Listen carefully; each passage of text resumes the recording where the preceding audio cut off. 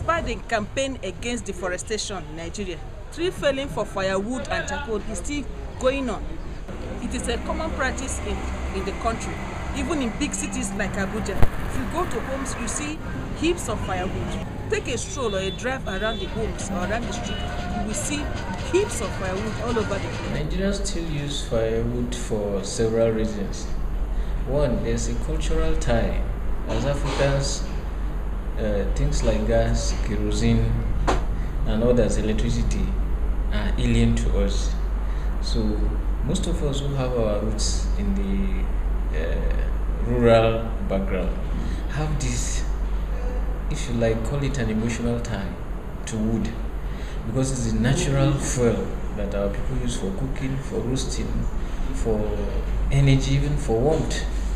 Most of our settlements today, both urban and suburban, are thickly populated by people who cannot rise above the average income to use gas and electricity.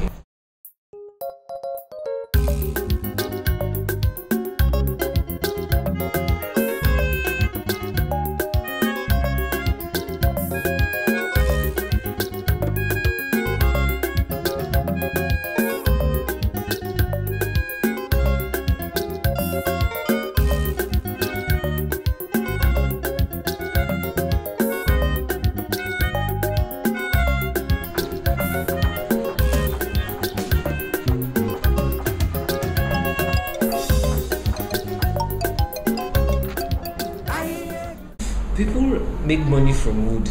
Seriously speaking, it's big business. It's still a big business in this part of the world. People cut down trees and dry them, and ferry them about in trucks as business. There are people whose enterprise is to go into the bush, cut down trees in order to upload them in trucks, bring them into urban areas or towns or suburban areas where there are a lot of people who cannot, like I said earlier, use gas or kerosene, or who use wood as a supplement to gas and kerosene, and these people buy it from them.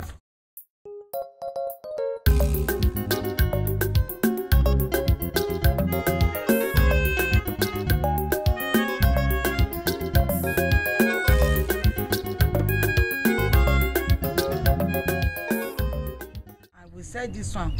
Before we sell it 25,000. We said now it's 35,000. I bought it 35. I pay for motor 30. That is 65,000. And I tell my customer if they can buy it 70,000. So I think that 5,000 is too much for me. Especially charcoal. This cashing of kerosene and fuel make people come more. Because before I can lose charcoal, I tie a bag, I may sell 500 or 200 a day. But now, if I have charcoal, I will sell more than. I will sell. Sometimes I used to sell 5,000 a day, 2,000 a day.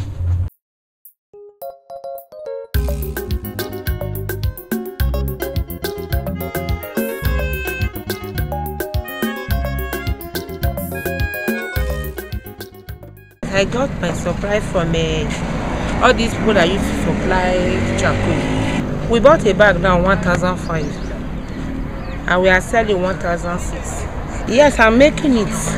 As for the first time I started with form of 12,000, but as now my money is also 80,000. So I'm making it, using it to help my family.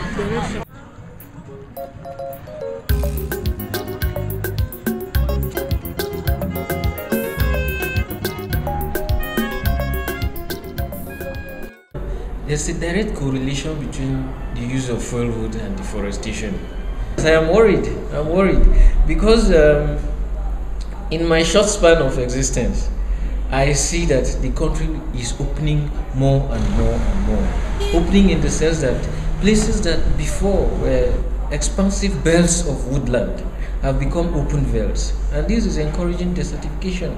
Despite the campaign, they don't understand. They still go into the bushes and fell trees indiscriminately, not minding the implication. But as they are cutting it, they are still planting more now. If they are cutting it, they are still planting more. So this place that they cut now, if they plant some like this year now, next year those one will grow up again.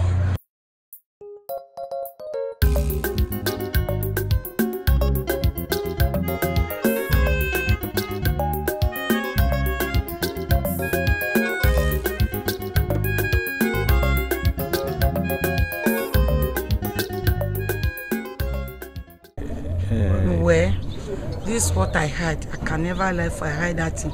But those people, they are very far away. Even there's no road.